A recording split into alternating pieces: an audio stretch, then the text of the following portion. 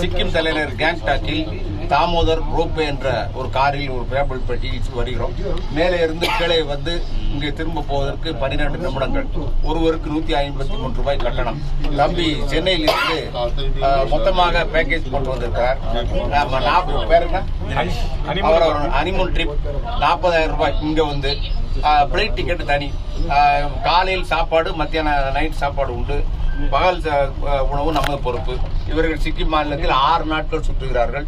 எந்த tour company? SK vacations. எங்க இருக்குது?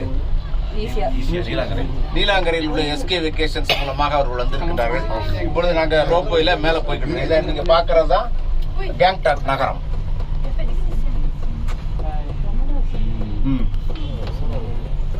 நாத்துலா பாஸ் வரை போயிட்டு வந்திருக்காங்க.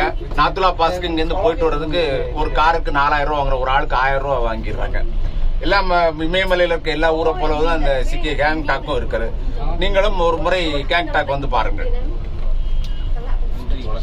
ஆமா, 1 நிமிஷத்துக்கு மேல போக கூடாது.